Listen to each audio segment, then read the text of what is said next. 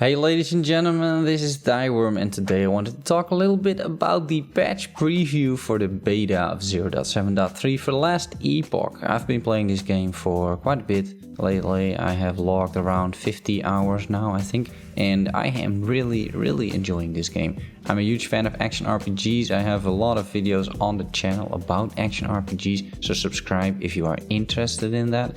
But today we're gonna take a look at the patch notes, basically, the preview patch notes. I really appreciate that the guys from 11th Hour Games are taking the time to inform the community up front about the changes, about the patches, to maybe get some additional feedback and just keep us in the loop about the updates, which is great. So let's dive into it and see what they have to offer. So they say patch 0.7.3 forms part of phase 1 of our early access development forecast. And if you look into this and you enlarge the picture a little bit, you can see which phases are forecasted. So it's a forecast. It doesn't mean that this is all going to happen, but this is the current plan. And we're currently in phase 1. And if you look at these, let's say, topics, you will see that in patch 0.7.3 a lot of them will be covered, such as the chapter 6 content, some of the respec stuff, friends updates, buff and debuffs. So they're saying this patch introduces a new chapter of content, brings additional social functionality, features many skill trees, including the 2 skeleton trees, which I'm very excited about, and improves quality of life. We plan to release this patch at September 27, 2019, 5 PM. That is Amsterdam 5 PM. Highlights: a new chapter, chapter 6, and I can't wait to play it. I've been really enjoying the campaign and the storyline and the swapping between different eras and all the different areas that you visit. And I'm just curious to see what chapter 6 is going to be like. It's very likely I will create a new character and just run through the entire story, probably with some new builds, using one of the new specialization trees that is also in this patch. Buffs and debuffs on your character now have visual indicators. We've posted a preview of the system here and shown some of the art created for it here. So let's have a look. This is the preview and I'm not gonna read through all of this, but what you can see is that, you have these little icons on top of your, let's say, skill bar or potion menu. So here is a green icon, it says 3. These are a buff that you have now applied 3 times. So here you can see it in a bit more detail. Buffs will be circular and they will also have an indicator, I think, like how much is left. And here you have the hexagon, which is a debuff. It's red. It takes up a small part of the UI, or at least that's the idea, so I'm curious to see how that goes. And here they have made a post about designing the icons and how they will look like. So most of these seem to make sense, right? Bleed, chill, frenzy. They all look like, that is frenzy, this is haste, ignite, plague, shock, time rot. Seems fine to me. Increase melee damage with the fist. Seems fine to me. Fire damage with fire with a torch. So these icons are pretty self-explanatory, I suppose. And it should really help you out figuring out what is the current status of your character. Also, the patch includes our respec changes for both specialization trees and class passives. We can now grant free respecs for specialization trees and passives changed in a patch. To immediately add, we will not be doing this every time. The decision on whether to offer a free respec will be made on a case-by-case basis, determined by how extensive the changes are, which seems fair. And if you go into this post, what they're basically saying over here is that they're saying, well, we have these skills. We're not totally happy with how despecializing and respecializing works. So as per the current functionality, you will still need to earn XP to regain a point. Additionally, it will only be possible to perform respecialization if it would not cause a tree to enter an invalid state. Which also makes sense, right? These trees have prerequisites to activate certain nodes and you need these to despecialize in the correct order, otherwise you end up in an invalid tree. Makes perfect sense. And then with the passives, they basically, I'll just read the goal to you, you can read this for yourself. It says the goal of the changes is to facilitate making minor adjustments and reducing the cost of low-level experimentation. And I understand that. I think quite often you find yourself in a situation where you're just speccing into something and you don't really know what it's going to do. Like, sure, you have the description, but will it work out? That's the question, right? So you put, let's say, 4 points into it, and then you play around with it a little bit, and you're like, nah, doesn't really work out. So then these kind of minor adjustments should be relatively cheap. So you can experiment with it, and then if it doesn't work out, reroll relatively cheaply. And then they say the passives in which you have repeatedly invested are likely to have been more integral to your build and will thus be more costly to refund. You have your really sort of pillars of your spec, and if you want to get rid of the pillars of your spec, you should pay heavily or reroll a new character. Like, they don't say it, but I'm pretty sure that is what they mean. Going to some of the social features that are implemented with the new patch, auto travels can now be added to both friends and blocked list, and you can now whisper other players using various commands.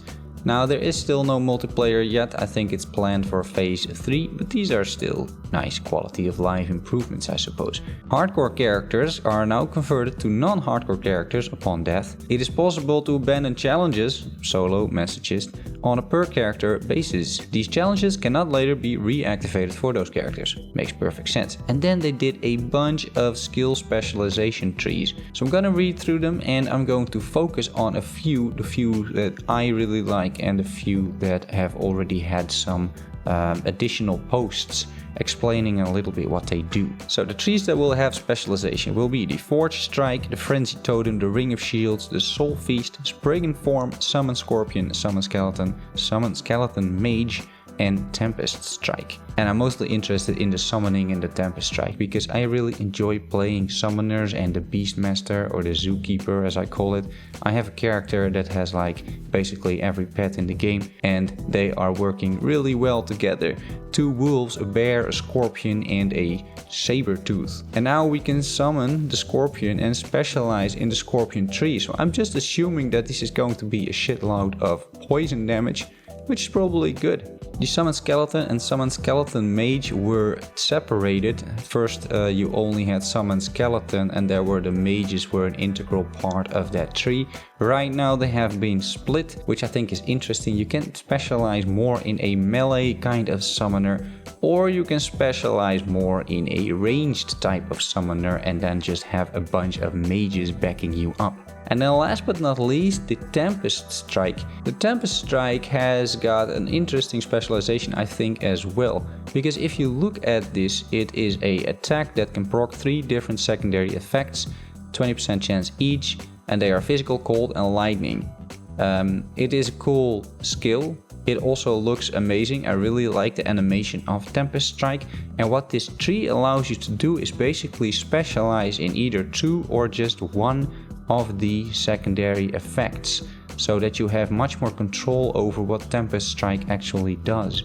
So for example, if you go to this node, Grounded, you cannot proc the Lightning Bolt anymore, which means that you're only proccing 2 out of 3 secondary effects, and then when you proc them at the same time, you get Hailstorm.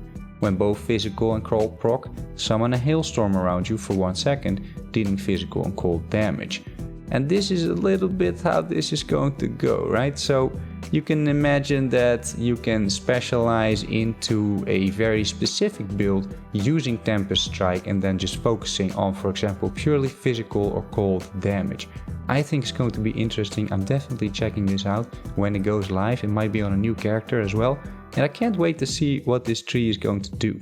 They also added 4 unique items. 2 are already available and 2 you have to find in game. If we go to the available ones, you can see they are clearly 4 archetypes. This is a Fire Mage Wand. It does base spell damage. It does 130% increased fire damage, which is pretty insane. A chance to inflict spreading flames on hit. Reduced mana cost for fire spells, and Fireball has 2 additional projectiles. Could be even a viable endgame wand. I'm not totally sure about that. I don't literally play a mage just yet. That at least this weapon should get you going until like level 60 or something maybe. And maybe at that point you want to specialize into a crafted yellow item. Up until that point, if you find this, you're probably gonna be pretty fine. And then there's the Hollow Finger, which is a Necromancer ring. It adds 5% increased minion damage and minion health, chance to chill on hit, plus 4 melee necrotic damage, 80 cold protection and 1 maximum skeleton.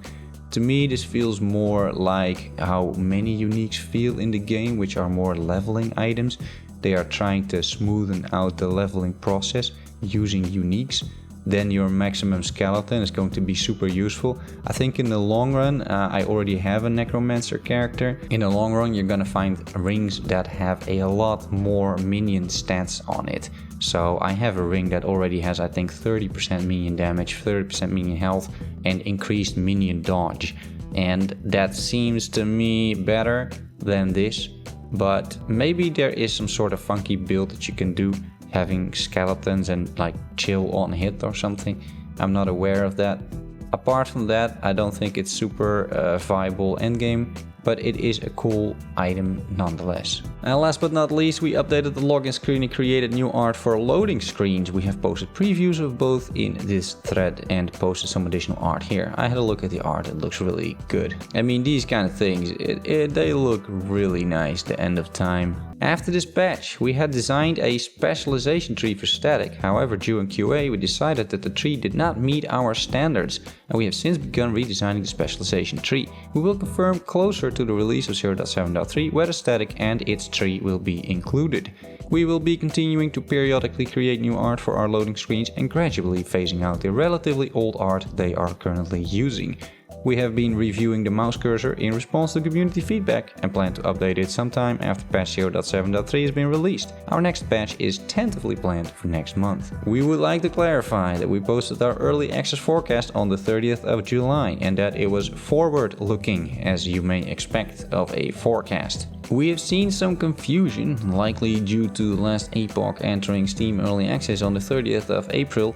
Updates released between the 30th of April and the 30th of July are not reflected in the forecast. And that's it for now, ladies and gentlemen. I hope you enjoyed this little video of me discussing the patch preview beta 0.7.3 for last Epoch. I'm really enjoying this game and this is why I'm going to make a lot more videos on it. I think I'm planning to at least. You can also watch me stream the game here, right here on YouTube. Just check the planned events and you can see when my stream will go live. Just hop in, give me some advice, help me out a little bit, or just watch me play one of the characters that I really like creating. I'm trying to come up with some new funky builds, and I'm also trying to follow the community and the game and the developers a bit more closely these days in order just to be better informed about the game and hopefully bring you quality content on the last Epoch. Any tips or advice is certainly welcome as always. For now, thank you so much for watching and I will see you soon. Bye bye.